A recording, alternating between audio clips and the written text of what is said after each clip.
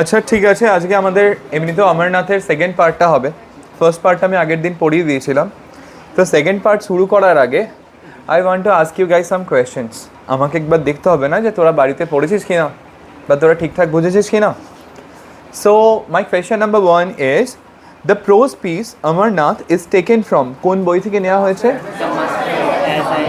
The master as I saw him. Okay, Mughal gardens এটা কোথায়? আচ্ছা বলে ওকে, মোঘল গার্ডেন্সে যখন রয়েছে স্বামী বিবেকানন্দ অ্যান্ড ওনার সাথীরা পিলগ্রিমসরা, তখন স্বামী বিবেকানন্দ কি ঘোষণা করে, কোথায় যাওয়ার কথা ঘোষণা করে? আচ্ছা, ফরচুনেট মেম্বার কে নিজেকে ফরচুনেট মেম্বার বলবে? সিস্টার নিবেদিতা নিজেকে ফরচুনেট মেম্বার বলবে। আচ্ছা, ফাইনাল প্রিপারেশনসের জন্য Swami Vivekananda with the Pilgrim's কোথায় যাবে? ইসলামাবাদ। ঠিক আছে। আচ্ছা, what was the color of the tents? গেরুয়া tents. Okay. Good. ঠিক আছে। আচ্ছা, যেই সমস্ত সাধুরা আর কি স্বামী বিবেকানন্দের সাথে কথা বলতে চাইতো, কোন সময় কনভারসেশনগুলো হতো? আচ্ছা, সকালবেলাতে। আর কনভারসেশনের মূল টপিক কি হতো? শিবা। ওকে, যেটা স্বামী বিবেকানন্দ কি করতো, মাঝে মাঝে ওদেরকে পার্থিব জগতের দিকে ওদের টপিকগুলো ঘুরিয়ে দিত, অ্যান্ড সেই জন্য দে অ্যাকচুয়ালি রিমনস্ট্রেটেড। এবারে রিমনস্ট্রেটেড মানে স্বামীজিকে ভর্ৎসনা করা। ঠিক আছে, ওকে।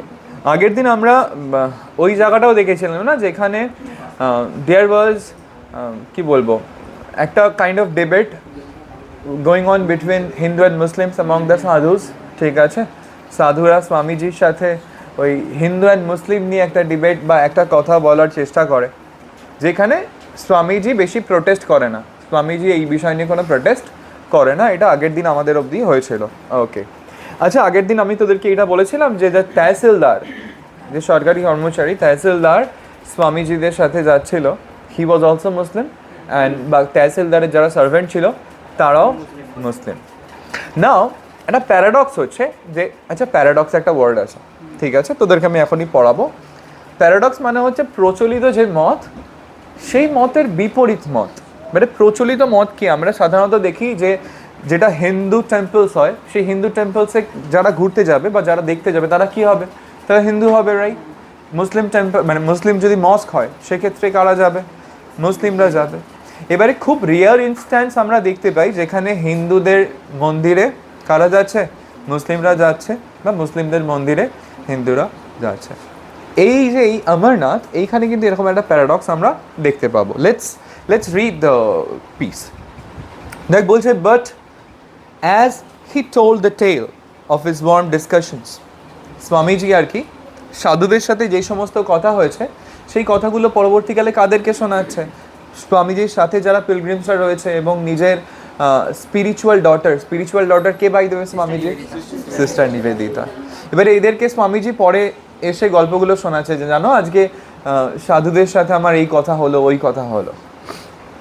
The foreign mind could not help with some amusement noting the paradox that the Tehsildar himself and many officers and servants of the pilgrimage had been Muslims, and that no one had dreamt of objecting to their entering cave with the Hindu worshippers on the ultimate arrival at the stream. এবারে স্বামীজির সাথে যে সমস্ত বিদেশিরা ছিল, they were quite amused, তারা খুব অবাক হতো একটা প্যারাডক্স দেখে। কি প্যারাডক্স?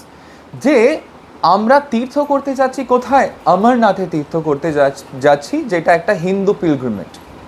বাট হিন্দু পিলগ্রিমেজ হওয়া সত্ত্বেও তহসিলদার বলো, বিভিন্ন সরকারি অফিসার্স বলো অথবা সার্ভেন্টস বলো, তারা সবাই মুসলমান। তারাও কিন্তু কোথায় যাবে? কোথায়? ওই অমরনাথের যে মন্দির, ঠিক আছে, সেই মন্দিরে সেই গুহার ভেতরে প্রবেশ করবে। এবারে এরা মুসলমান হয়েও গুহার ভেতরে প্রবেশ করবে এবং এতে কারো কোনো নারাজগি নেই। সবাই ওয়াজ ওকে উইথ দ্যাট, যে ঠিক আছে মুসলমান বলে কি হিন্দুদের কোনো তীর্থস্থানে প্রবেশ করতে পারবে না? একেবারেই নয়, তারাও প্রবেশ করবে। Now the tehsildar came afterwards, indeed with a group of friends, begging formal acceptance by the Swami as disciples and in this no one seemed to find anything incongruous or surprising. আচ্ছা, এই যে তহসিলদারের কথা বলছি, তহসিলদার বললাম মুসলিম ছিল, যে স্বামীজিদের সাথে কোথায় প্রবেশ করবে? অমরনাথের কেভে প্রবেশ করবে, যেটা একটা হিন্দু পিলগ্রিমেজ। এই তহসিলদারই কিছু সময় পরে নিজের ফ্রেন্ডদেরকে নিয়ে এসে স্বামীজির কাছে কি চাইবে? স্বামীজির কাছে ফর্মাল অ্যাকসেপ্টেন্স, যে স্বামীজি আপনি আমাদের গ্রহণ করুন। তাহলে মুসলিম ছিল তারা, কিন্তু তারা স্বামীজির কাছে এসে দীক্ষা গ্রহণ করবে। এবং সেই বিষয়তে কারো কোনো মানে কেউ অবাক হয়নি যে স্বামীজি মানুষটাই এমন যে এনার কাছে যে কোনো ধর্মের মানুষ এসেই দীক্ষা গ্রহণ করতে পারে। নাও, এতক্ষণ আমরা যেই জায়গায় ছিলাম সেই জায়গাটার নাম হচ্ছে ইসলামাবাদ। এবারে আমাদের অ্যাকচুয়াল জার্নি যেটা, সেই জার্নি শুরু হবে। ইসলামাবাদে final preparations complete and now the journey will begin. Leaving Islamabad, we caught up somewhere with the pilgrimage and camped with it for that night at Pavan. আচ্ছা, ইসলামাবাদ ত্যাগ করলাম। এবারে ইসলামাবাদ ত্যাগ করার পরেই আমাদের সাথে সাক্ষাৎ হলো একটা তীর্থযাত্রীর দলের, অর্থাৎ আমাদের দল, তার সাথে সাথে আরও একটা তীর্থযাত্রীর দল। আমরা সবাই মিলে সেই রাত্রের জন্য থাকলাম, নিজেদের ক্যাম্প খাটালাম কোথায়? পাওয়ান নামের একটা জায়গাতে। এই পাওয়ান বলে জায়গাটা, যেই জায়গায় সেদিন রাতে আমরা এবং আর একটা তীর্থযাত্রীর দল আমরা সকলে মিলে একসাথে ক্যাম্প খাটালাম, এই পাওয়ান নামে জায়গাটা কিসের জন্য বিখ্যাত? না নিজের হোলি স্প্রিংসের জন্য। আচ্ছা, তোরা স্প্রিং মানে জানিস? স্প্রিং মানে হচ্ছে ঝর্ণা অ্যাকচুয়ালি। তো পবিত্র ঝর্ণার জন্য বিখ্যাত জায়গাটা। I can remember yet the brilliance of the light reflected in the clear black waters of the tank that evening. আচ্ছা, ইমাজিন করতে, এবারে দেখ কিছু কিছু এখানে ভিজুয়াল ইমেজারি আছে, লাইক ওয়ার্ডস আছে, যেই ওয়ার্ডসগুলো একটা সিনারিকে ডিসক্রাইব করছে। সো আমাদেরকে সিনারিটা ইমাজিন করে নিতে হবে। যে যেদিনকে আমরা ওখানে তাঁবু খাটালাম, আমরা গেছি কখন? আমরা গেছি সন্ধেবেলাতে। তো সামনে যে ঝিল, সেই ঝিলের জলের রং কেমন? কালো। আচ্ছা, জলের রং ইউজুয়ালি কালো নয়, আকাশের রং যেমন জলের রঙও তেমনই হবে।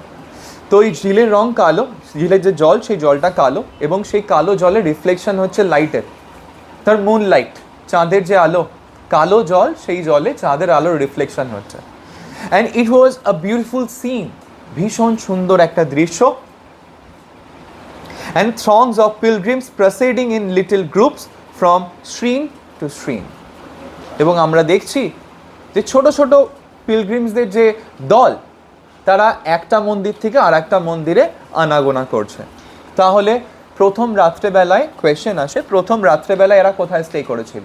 এরা যেই জায়গাটায় স্টে করেছিল সেই জায়গাটার নাম পাওয়ান।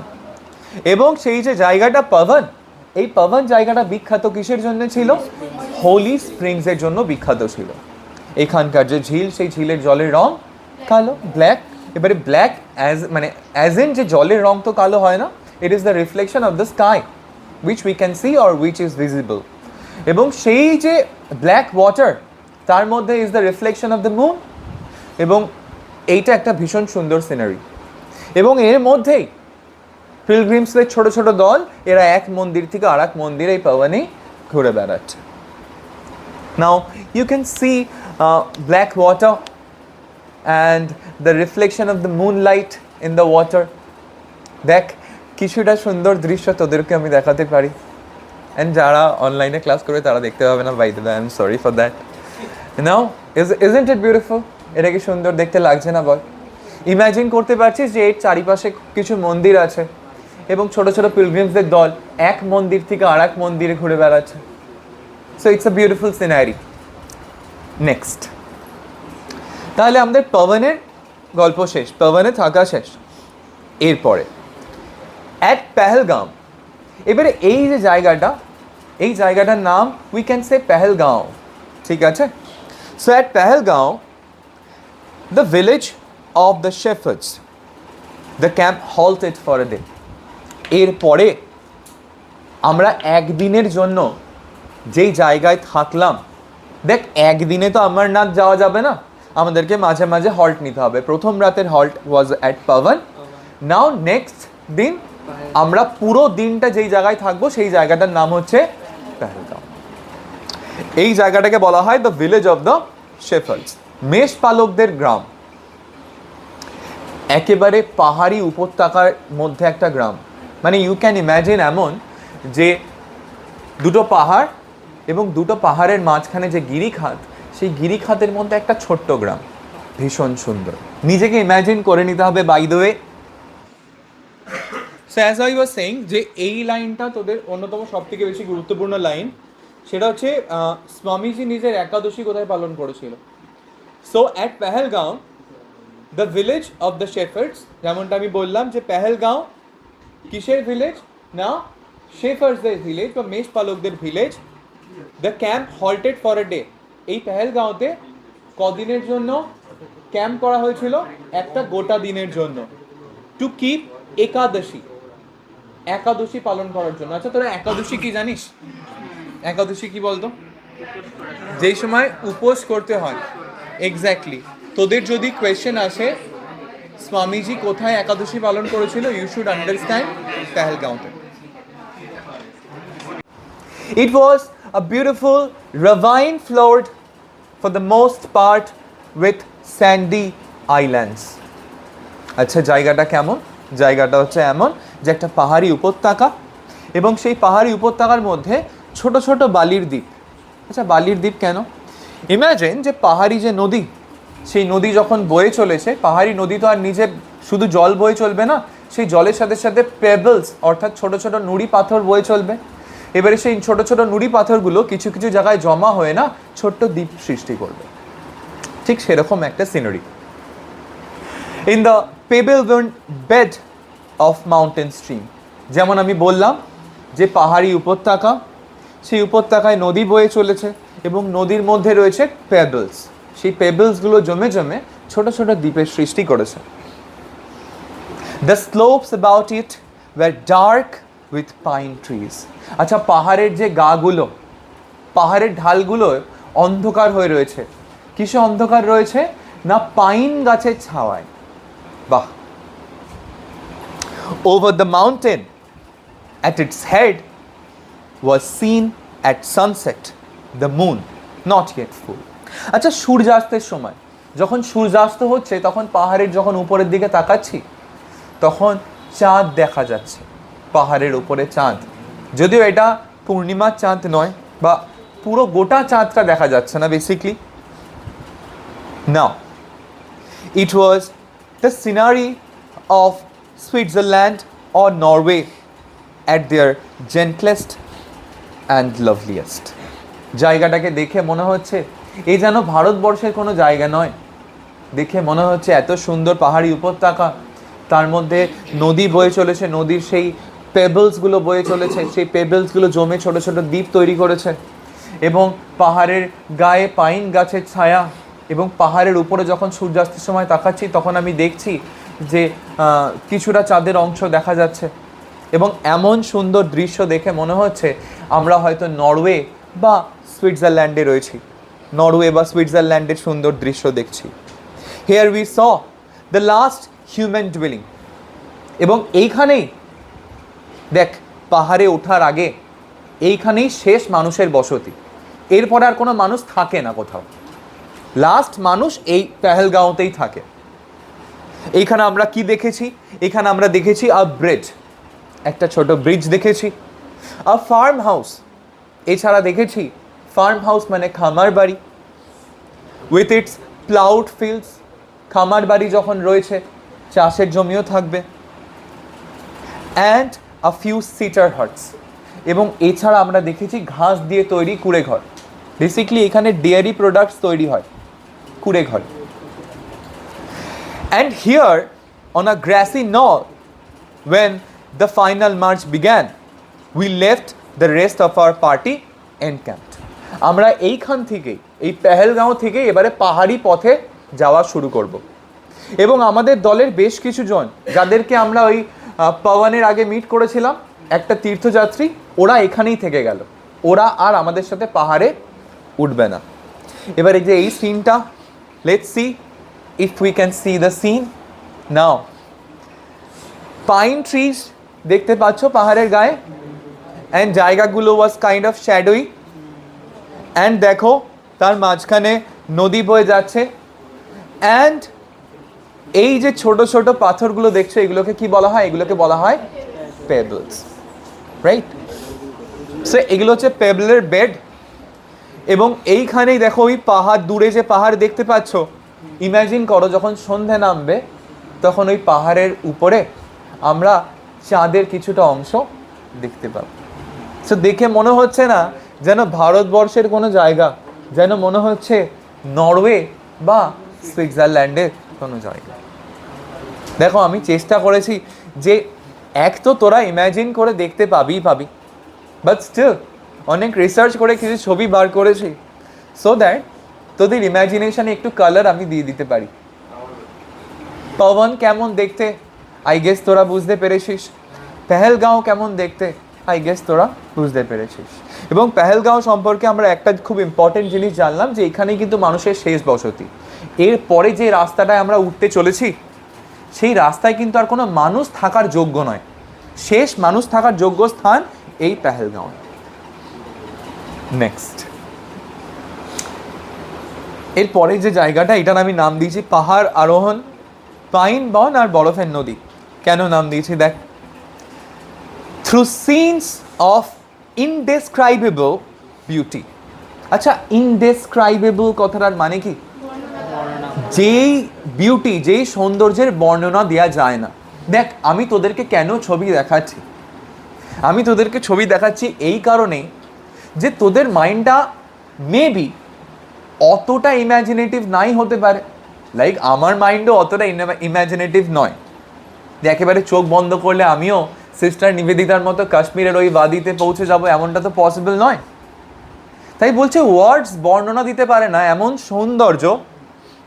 তার মাঝখান দিয়েই 3000 অফ আস, আমরা 3000 জন pilgrim, 3000 তীর্থযাত্রী ascended the valley that opened before us। আমাদের সামনে যে উপত্যকা উঠে গেছে সেই উপত্যকা দিয়ে আমরা অ্যাসেন্ড করলাম, মানে উঠে গেলাম। এরপরে আমাদের কিন্তু আরোহণ মানে উপরের দিকে চড়াই। কতজন মিলে বললাম? 3000 জন মিলে।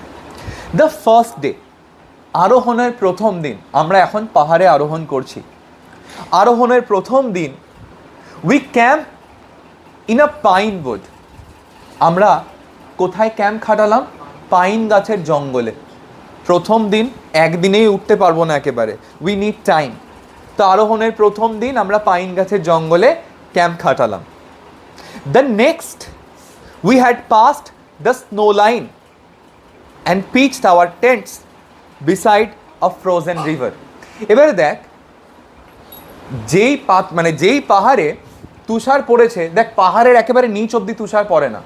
সো পাহাড় একটা স্নো লাইন আছে যে এর পরে তুমি উপরে উঠলে তুমি সেখানে কি পাবে? বরফ পাবে। সো প্রথম দিন আমরা পাইন গাছের এক জঙ্গলে বা বনের মধ্যে আমরা আমাদের তাঁবু খাটিয়েছিলাম। নাও দ্বিতীয় দিন, প্রথম দিন আমরা যতটা উচ্চতায় গেছিলাম দ্বিতীয় দিন নিশ্চয়ই তার থেকেও বেশি উচ্চতায় যাব, যেখানে বরফের লাইন পেরিয়ে আমরা আরও ভেতরে উপরে চলে গেছি। ওখানে কি ঠান্ডা বেশি হবে না কম? ঠান্ডা বেশি হবে।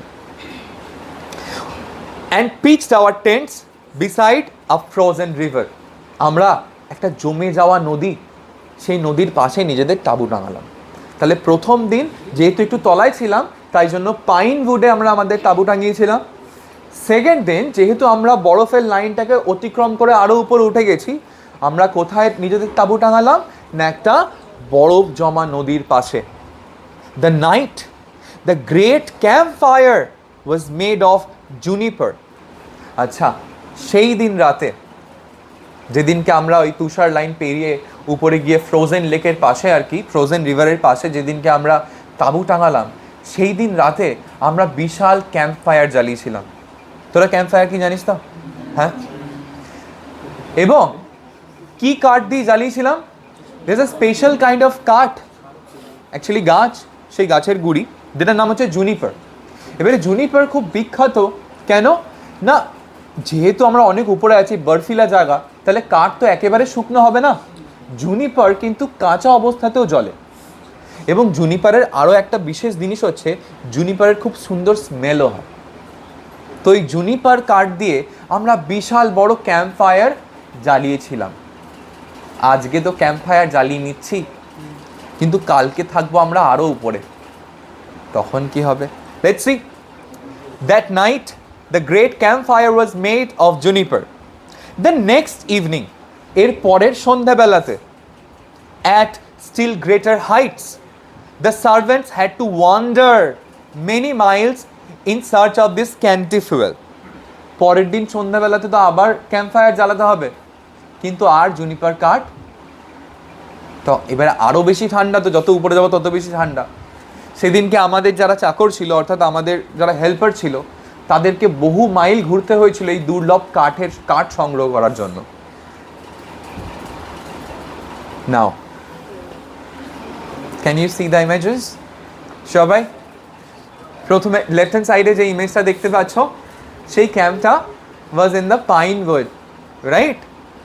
অ্যান্ড তারপরে সেকেন্ড যে ইমেজটা তোমরা দেখতে পাচ্ছ, সেইটা বুঝতেই পারছো ফ্রোজেন লেক। সেই ফ্রোজেন লেকের পাশে জুনিপারের কাঠ দিয়ে তারা ক্যাম্প ফায়ার জ্বালিয়েছিল। 3 নম্বর ছবিটা দিতে পারিনি, আর হারিয়ে গেছে মনে হয় বৃত্তরা, তাই যাই হোক মজা করছি আমি। Now can you see, can you imagine প্রতিটা সিন? আই গেস তোরা ভুলবি না, রাইট? নাও এবারে আমরা কোথায় পৌঁছাবো জানিস তো? এবার আমরা পৌঁছাবো। At last the regular pathway came to an end. এতক্ষণ যেই রাস্তা দিয়ে হাঁটছিলাম সেটা অ্যাকচুয়ালি রাস্তাই, কিন্তু অবশেষে মানুষ চলাচলের রাস্তাও শেষ হয়ে গেল। এতক্ষণ তো তাও রাস্তা পাচ্ছিলাম মানুষ চলাচলের জন্য, এরপর আর মানুষ চলাচলের রাস্তা নেই। And we had to scramble up and down along goat paths on the face of steep declivities. আচ্ছা, এর পরের যে রাস্তা, সেই রাস্তার মানুষ যাওয়ার মতো নয়, মানুষ যাওয়ার রাস্তা নেই, আমাদেরকে প্রায় হামাগুড়ি দিতে হচ্ছে, অর্থাৎ আর সোজাভাবে হাঁটা যাচ্ছে না, একবার উঁচু একবার নিচু এরকম রাস্তা। বলা হচ্ছে গোট পাথ। এবারে গোট পাথ মানে ছাগলের রাস্তা নয়, গোট পাথ মানে বেসিক্যালি সরু রাস্তা। এরপর আর চওড়া রাস্তাও নেই, সরু রাস্তা, উঁচু নিচু রাস্তা, সেই রাস্তা দিয়ে আমাদেরকে চলতে হচ্ছে।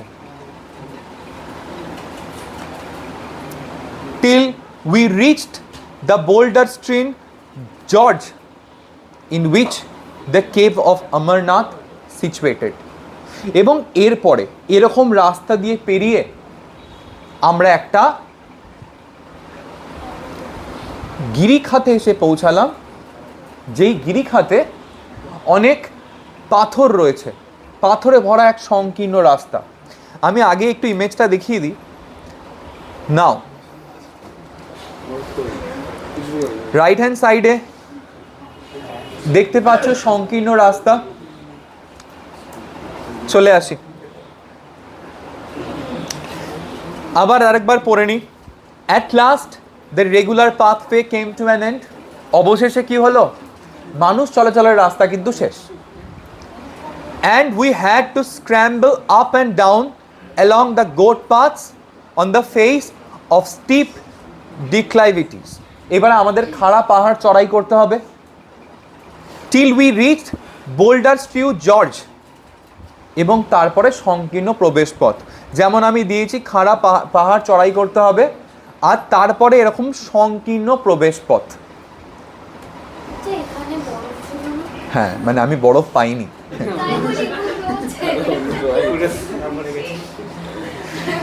এবং এই পাথর ভরা যে সংকীর্ণ প্রবেশ পথ, এই পথ দিয়ে ঢোকার পরে in which the cave of Amarnath was situated. তাহলে পাথরে ভরা এই সংকীর্ণ প্রবেশ পথ, এই প্রবেশ পথ দিয়ে ঢুকে যাওয়ার পরেই উই উইল ফাইন্ড কি দেখতে পাবো? অমরনাথের সেই বিখ্যাত গুহা। As we ascended this, we had before us snow peaks covered with white veil newly fallen. এবং যখন আমরা অমরনাথের গুহার দিকে এগোচ্ছি, আমরা তখন তুষার শৃঙ্গ দেখতে পাচ্ছি। আচ্ছা, তুষার শৃঙ্গ কি দারুণ বাংলা বললাম বাই দ্য ওয়ে। দেখ, স্নো মানে বরফ, আর পিক কথার মানে হচ্ছে শৃঙ্গ। শৃঙ্গ বুঝিস তো? যেন মনে হচ্ছে যে কোনো বউ যেমন মাথায় ঘোমটা দিয়ে রাখে, সেইভাবে পাহাড়গুলো মাথায় কিসের ঘোমটা দিয়ে রেখেছে? সদ্য পড়েছে এমন বরফের ঘোমটা দিয়ে রেখেছে। And in the cave itself, in a niche never reached by sunlight, shone the great ice lingam. এবং এই যে গুহা, যেই গুহাতে কোনোদিনও সূর্যের আলো পৌঁছায়নি, সেই গুহাতে বরফ দিয়ে তৈরি লিঙ্গম। লিঙ্গম মানে শিবলিঙ্গ। That must have seemed to the awestruck peasants who first came upon it like the waiting presence of God. আচ্ছা, এই যে অমরনাথের গুহা, দেখ এই গুহাটা তো ফার্স্ট টাইম কেউ এক্সপ্লোর করেছিল। মানে আমরা যে আজকে অমরনাথের গুহায় যেতে পারি, প্রথমবার তো কেউ আবিষ্কার করেছিল যে এই গুহার ভেতরে একটা শিবলিঙ্গ আছে, যেই শিবলিঙ্গটা বরফ দিয়ে তৈরি। তো নিবেদিতা বলছে যে এই শিবলিঙ্গটাকে হয়তো কোনো কৃষকরা খুঁজে পেয়েছিল, এবং সেই শিবলিঙ্গকে দেখে ওরাও হয়তো খুব অবাক হয়েছিল, যেমন অবাকটা কারা হচ্ছি? আমরা হচ্ছি। The Swami had observed every rite of the pilgrimage. আচ্ছা, এই পিলগ্রিমেজ, এই তীর্থযাত্রার সময় স্বামীজি কিন্তু প্রত্যেকটা নিয়ম পালন করেছিল। কেমন নিয়ম? As he came along, আসার সময়, he had told his beads, keep fasts and bathed in the ice waters of 5 streams in succession. এই যে তীর্থযাত্রা যখন করছিল স্বামীজি কিন্তু মালা জপ করেছে। মালা জপের সাথে সাথে তিনি উপোস থেকেছেন, এবং পরপর 5টি বরফের নদীতে স্নান করেছেন। অত সহজ? এই ছেলেপুলেরা মাংস ভাত খেয়ে মন্দিরে পুজো দিতে যাচ্ছে, ঠিক আছে? Actually silence. অ্যাকচুয়ালি মন্দিরে যেতে গেলে তার আগে থেকে, মন্দিরে ঢোকার আগে থেকেই প্রিপারেশন স্টার্ট হয়ে যায়। You need to keep fast, মালা জপ করতে হবে। অনেকে নিরামিষ খায়, অনেকে একেবারে উপোসই করে, একাদশী করে, ঠিক আছে? স্নান করে পবিত্র জলে স্নান করবে, তারপরে গিয়ে সে মন্দিরে প্রবেশ করবে। তো স্বামীজি কিন্তু প্রত্যেকটা রিচুয়ালই ফলো করেছে। Crossing the river gravels on our second day, দ্বিতীয় দিনে যখন নদীগর্ভ পার হচ্ছিল তখন স্নানও করেছে। And now as he entered the cave, it seemed to him as if he saw Shiva made visible before him. আচ্ছা, স্বামীজি যখন কেভের ভেতরে প্রবেশ করেছে, কেভের ভেতরে প্রবেশ করে কাকে দেখবে? শিবলিঙ্গমকে দেখবে। তো স্বামীজির মনে হচ্ছে যেন স্বয়ং শিব তার সামনে উপস্থিত হয়েছে। Amidst the buzzing, swarming noise of the pilgrim crowd, the overhead fluttering of the pigeons. আচ্ছা, এই যে কেভের ভেতরে যখন প্রবেশ করছে, কেভের ভেতরে শান্ত তো নয়, চারিদিকে তীর্থযাত্রী, ওই তীর্থযাত্রীর গুঞ্জন আর মাথার উপরে পায়রাদের আওয়াজ, এর মাঝেই he knelt and prostrated 2 or 3 times unnoticed. চারিদিকে তীর্থযাত্রীদের গুঞ্জন, মাথার উপরে পায়রার আওয়াজ, এর মাঝেই স্বামীজি হাঁটু গেড়ে ভূমিষ্ঠ হয়ে প্রণাম করলো কাকে? শিবলিঙ্গমকে। কবার? 2 or 3 times, 2 থেকে 3 বার। যদিও সেই বিষয়টা কিন্তু কেউ নোটিস করেনি। এবারে ভূমিষ্ঠ হয়ে প্রণাম করা যদি না জেনে থাকিস, তাহলে একবার ছবিটা দেখে নে। এইভাবে ভূমিষ্ঠ হয়ে প্রণাম করে। অ্যান্ড কোন জিনিসটাকে প্রণাম করে? শিবলিঙ্গমকে। ওকে, আমি স্বামীজির ছবিও আইদাবে দিতে পারিনি, বিকজ ওই সময় মেবি কেউ ক্যাপচার করার ছিল না, ঠিক আছে? Afraid lest emotion might overcome him, he rose and silently withdraw. তো যখন স্বামীজি আর কি শিবলিঙ্গমকে প্রণাম করছে, স্বামীজির ফিল হচ্ছে যে এরপরে না আমি কি হয়ে যেতে পারি, আমি বিহল হয়ে যেতে পারি। বিহল হয়ে যাওয়া মানে দেখবি অনেক সময় তোদের সাথে হয়েছে কিনা কখনো জানি না, অনেক সময় ঈশ্বরকে প্রণাম করতে করতে না আমরা হারিয়ে যাই তার মধ্যে। যে আমি লাস্ট টাইম যখন I went to ISKCON, and ইস্কনে যখন আমি ওই রাধা মাধবের মূর্তির সামনে দাঁড়িয়ে আমি প্রণাম করছি, তা আমার কাছে না সমস্ত সময় যেন থমকে যায়। আশেপাশে এত মানুষ, সেই মানুষের চিৎকার চেঁচামেচি বা what ever was going on, একটা সময়ের জন্য না মনে হচ্ছে আমি কিছু আর শুনতে পাচ্ছি না, আমি যেন শুধুমাত্র ঈশ্বরের মূর্তি দেখতে পাচ্ছি, ঈশ্বরের মূর্তি আর সামনে আমি, আর মাঝখানে যেন কিছু নেই, আমার চারিদিকে কিছু নেই। এটাকে বলা হয় স্বয়ং ঈশ্বরের মধ্যেই হারিয়ে যাওয়া। স্বামীজি যখন শিবলিঙ্গের সামনে দাঁড়িয়ে হাঁটু গেড়ে প্রণাম করছে, তার ফিল হচ্ছে যে এবারে হয়তো আমি এখানে বিহল হয়ে যাব, আমি হয়তো ঈশ্বরের মধ্যে হারিয়ে যাব এখানে। তাই জন্য তিনি উঠে পড়লেন, উঠে তিনি সরে গেলেন। He said afterwards that in these brief moments he had received from Shiva the gift of Amar, not to die until he himself had willed it. আচ্ছা, এই জায়গাটা কিন্তু খুব ইন্টারেস্টিং। এটা স্বামীজির রিয়ালাইজেশন। স্বামীজি বলছেন তারপরে আমাদেরকে মানে নিবেদিতা অ্যান্ড পিলগ্রিমসদেরকে, যে যখন আমি ঈশ্বরকে মানে শিবাকে প্রণাম করছিলাম, I felt there was a conversation going on between us. আমাদের মধ্যে যেন there was a conversation, যেখানে শিবা আমায় একটা আশীর্বাদ দিয়েছে। কি আশীর্বাদ দিয়েছে? অমরতার আশীর্বাদ দিয়েছে। যে যতদিন আমি নিজে চাইব না, স্বেচ্ছা মৃত্যু চাইব না, ততদিন পর্যন্ত আমি মরব না। So Swamiji felt like that, যে শিবা ওনাকে একটা আশীর্বাদ দিয়েছে। নাও in this way possibly he was defeated or fulfilled the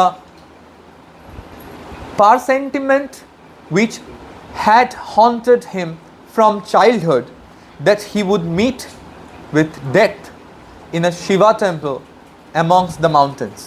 আচ্ছা, স্বামীজি ছোটবেলা থেকে নাকি একটা স্বপ্ন দেখতেন। সেই স্বপ্নটা হচ্ছে দূরে কোনো পাহাড়ে কোনো শিব মন্দিরে নাকি ওনার মৃত্যু হবে। হ্যাঁ, হি হ্যাড আ ভিশন। বলছে আজকে মেবি হতেও পারে যে স্বামীজির সেই ভিশনটা কমপ্লিট হলো। এবারে মারা তো তিনি যাননি, উল্টে তিনি একটা আশীর্বাদ পেয়েছেন, বাট সেই আশীর্বাদটাও কিন্তু স্বেচ্ছা মৃত্যুর আশীর্বাদ। নাও আচ্ছা, কোনোদিন আমরা এটা বলতে নেই, যাই হোক, এটা I don't want this to be recorded by the way. আমরা যখন কোনো মন্দিরে বা কিছুতে যাই, সেখানে পান্ডাদের খুব জ্বালাতন দেখেছিস? হ্যাঁ, পান্ডা বুঝিস? মন্দিরের বাইরে যে পুজো দেবে, হ্যাঁ 500 টাকা দাও, আমি তারপরে দেখছি তুই 500 টাকা দিবি, তোকে একদম পুজো টুজো করিয়ে প্রসাদ দিয়ে, এগুলো বলা হয় পান্ডাদের জ্বালাতন। হ্যাঁ, ওদেরকে পান্ডা বলে, পান্ডা পুরোহিতদের জ্বালাতন। কোথায় হয় আমি বলবো না, because that can be controversial, that would be controversial, আর তোরাও বলবি না বাই দেবে। বাট এমন অনেক জায়গা বা এমন অনেক ইউনো শ্রেণ আছে, এমন অনেক মন্দির আছে যেখানে এরকম পান্ডাদের প্রচুর জ্বালাতন। Outside the cave there was no Brahmanical exploitation, কিন্তু অমরনাথের কেভের বাইরে কিন্তু এমন কোনো পান্ডাদের জ্বালাতন ছিল না। of the helpless people. Amarnath is remarkable for its simplicity. আচ্ছা, অমরনাথ কেন এত রিমার্কেবল, মানুষের কাছে কেন এত প্রিয়? বিকজ এই জায়গাটা বড় সিম্পল, বড় ন্যাচারাল একটা জায়গা, ক্লোজ টু নেচার, প্রকৃতির কোলে এই জায়গাটা রয়েছে। দেখ, অমরনাথ তো এমন নয় যেটাকে তৈরি করতে হয়েছে, মানে মানুষ তৈরি করেছে এমন তো কোনো জায়গা নয়। এটা প্রকৃতি itself, nature itself has created it. তাই জন্য অমরনাথ এত স্পেশাল। এটা কৃত্রিমভাবে কোনো তৈরি নয়, না ঠাকুরের মূর্তি কৃত্রিমভাবে তৈরি, না মন্দির কৃত্রিমভাবে তৈরি। একটা গুহা, সেই গুহার মধ্যে nature has created a Shivalingam. So Amarnath কিন্তু এই জন্য বিখ্যাত, because it is very simple, it is famous due to its simplicity, number one, and number two, it was in the middle of nature, it was in the lap of nature, or it was very close to nature. That's why Amarnath is so remarkable. Now, but the pilgrimage culminates on the great day of Rakhi Bandhan. আচ্ছা, আমাদের যেই তীর্থযাত্রা, সেই তীর্থযাত্রা শেষ হলো কবে, কোন দিনে? দারুণ এক দিনে। কিসের দিনে? রাখি বন্ধনের দিনে কিন্তু আমাদের তীর্থযাত্রা শেষ হলো। বাহ, আমরা শিবাকেও দেখলাম, এন্ড সেই দিনই আবার Rakshabandhan as well. And our wrists were tied with red and yellow threads as it was Rakshabandhan. আমাদের হাতে হলুদ সুতো, লাল সুতো বেঁধে দিল, মানে আমরা রক্ষাবন্ধন ওখানে পালন করলাম। Of that sacrament, afterwards we rested and had a meal on some high boulders beside the stream. আচ্ছা, এই পালন করার পরে পাশে কোনো নদীর পাশে বড় বড় উঁচু উঁচু পাথর ছিল, সেই পাথরে বসে আমরা কি করলাম? আমরা মিল নিলাম, মানে খাওয়া দাওয়া করলাম এবং রেস্ট নিলাম। দেখ, এত যাত্রা করেছি, শিবালিঙ্গমকে দেখলাম, অ্যান্ড দেন আমরা পালন করেছি, আমরা we observe Rakhi Bandhan as well. এরপরে we got a little bit tired, so tired হলে people would take rest, so they rested. কোথায় রেস্ট নিল? অন হাই বোল্ডার্স, উঁচু উঁচু পাথরের উপরে বসে রেস্ট নিল, অ্যান্ড ওখানে they had their meal as well, নিজের খাবারগুলো ওখানে তারা খেলো। নাও the Swami was full of the place. এরপর থেকে নিবেদিতা বলছে এটা, যে এরপর থেকে স্বামীজিকে দেখেছি মাঝে মাঝেই না, বা বেশিরভাগ সময়তেই এই অমরনাথের কথা ভাবতো তিনি। আচ্ছা, দেখবি আমাদের সাথে এমন হয়, আমরা যখন কোনো সুন্দর জিনিস দেখি আর কি, তো সেই সুন্দর জিনিস হয়তো চলে গেছে, বাট স্টিল তারপরেও আমরা ভাবতে থাকি, না, what beautiful that was or she was, না, যে সুন্দর জিনিস চোখের সামনে দিয়ে চলে গেছে, but still we are thinking of it. Swamiji Amarnath দর্শনের পরে দেখতাম দিন ভর, রাত ভর কিসের ভাবনায় ডুবে থাকতো? ওই অমরনাথের ভাবনাতেই ডুবে থাকতো। He felt that he had never been to anything so beautiful. Swamiji বলতো যে স্বামীজির নাকি এমন মনে হতো যে এত সুন্দর দৃশ্য তিনি কখনো দেখেননি, যত সুন্দর তার লেগেছিল কি? অমরনাথ। হি স্যাট লং সাইলেন্ট, দীর্ঘক্ষণ নিস্তব্ধতায় বসে থাকতো স্বামীজি। দেন হি স্যাট ড্রিমিলি, তারপরে স্বপ্নালুভাবে স্বামীজি আর কি, ওই হয় না দীর্ঘক্ষণ চুপ করে বসে আছে, দিদানা সেই স্বপ্নের মধ্যে বলে ওঠা, সেইভাবেই বলে উঠছে চোখ বন্ধ করে, I can well imagine how this cave was first discovered. Swamiji চোখ বন্ধ করে নিজেই বলতো যে আমি ইমাজিন করতে পারছি, আমি কল্পনা করতে পারছি যে এই কেভ কিভাবে মানুষ ডিসকভার করেছিল, এই যে অমরনাথের গুহা, এই গুহা মানুষ কিভাবে খুঁজে পেয়েছিল, আমি চিন্তা করতে পারছি। স্বামীজি বলছে, A party of shepherds one summer day must have lost their flocks and wandered in here in search of them. Swamiji বলছে, আমার মনে হয় কোনো এক গ্রীষ্মের দিনে মেষ পালকরা তাদের ভেড়া হারিয়ে ফেলেছিল, এই ভেড়ার খোঁজে পাহাড়ে পাহাড়ে ঘুরে বেড়াচ্ছিল। Then when they came home to the valleys, they told how they had suddenly come upon Mahadev. এবং ওই ভেড়া যখন খুঁজছিল পাহাড়ে, সেই ভেড়া খুঁজতে খুঁজতে কাকে দেখলো? ভেড়ার মালিককে, স্বয়ং মহাদেবকে। হয়তো বাড়িতে এসে তারা বলেছিল যে জানো, আজকে সাক্ষাৎ মহাদেবের দর্শন পেলাম। হয়তো সেইভাবেই অমরনাথের কেপকে কেউ খুঁজে পেয়েছিল, কোনো কৃষক বা কোনো মেষপালকরা খুঁজে পেয়েছিল। Of my master himself, in any case, a like story was true. মাস্টারের বলা এই কথা হয়তো সত্যি, এইভাবেই হয়তো অমরনাথের আবিষ্কার হয়েছিল। The purity and whiteness of the ice pillars had startled and enwrapped him. এই অমরনাথের যে বরফের স্তম্ভ, চারিদিকে বরফ আর বরফ, এই পবিত্রতা, সাদা চারিদিকে বরফে ঢাকা এই যে পবিত্রতা, এই পবিত্রতা startled, বিস্মিত করেছিল, enwrapped, মুগ্ধ করেছিল কাকে? স্বামীজিকে। এই অমরনাথের যে পবিত্রতা, এই তুষার, তা মুগ্ধ করেছিল স্বামীজিকে, তা বিস্মিত করেছিল স্বামীজিকে।